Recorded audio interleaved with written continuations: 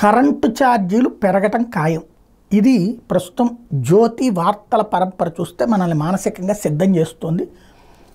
అది వైఎస్ఆర్ కాంగ్రెస్ పార్టీ వల్లనే, జగన్ అధికారంలో ఉండటం వల్లే, జగన్ పరిపాలన సరిగ్గా లేకపోవడం వల్లే, జగన్ టైంలో కరెంటును సరిగ్గా పట్టించుకోకపోవడం వల్లే, జగన్ ఒప్పందాలకు సంబంధించి రివ్యూ చేయడం వల్లే, జగన్ ఆ రోజున సరిగ్గా నిర్ణయాలు తీసుకోకపోవడం వల్లనే అని మనం ప్రిపేర్ అవ్వాలి అన్నటువంటిది. ఎందుకంటే చంద్రబాబు గారు కానీ, లోకేష్ గారు కానీ, పవన్ కళ్యాణ్ గారు కానీ ఇచ్చినటువంటి హామీలు కరెంటు ఛార్జీలు పెంచబోమని, పైగా తగ్గిస్తామని.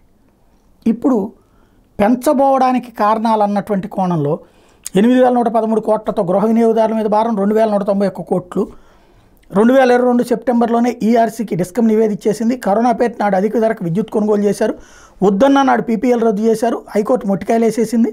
సౌర పవన విద్యుత్ ఉత్పత్తి సంస్థలకు ఇవ్వడానికి అప్పట్లో 9,000 కోట్ల రుణం ఇచ్చింది డిస్కంలు. అయినా సర్దుపోటు ప్రతిపాదన ప్రస్తుత ప్రభుత్వాందేనంటూ నీలికూలి మీడియా ప్రచారం చేస్తుంది అన్నటువంటి పాయింట్ చెప్తూ, తద్వారా ఇవాళ కూడా ఐటెం రాసుకొచ్చిందంటే కరెంటు ఛార్జీల పెంపు అన్నటువంటి దాదాపుగా సిద్ధమవుతున్నట్టు కనబడుతుంది. ఏం జరుగుతుందో చూడాలి.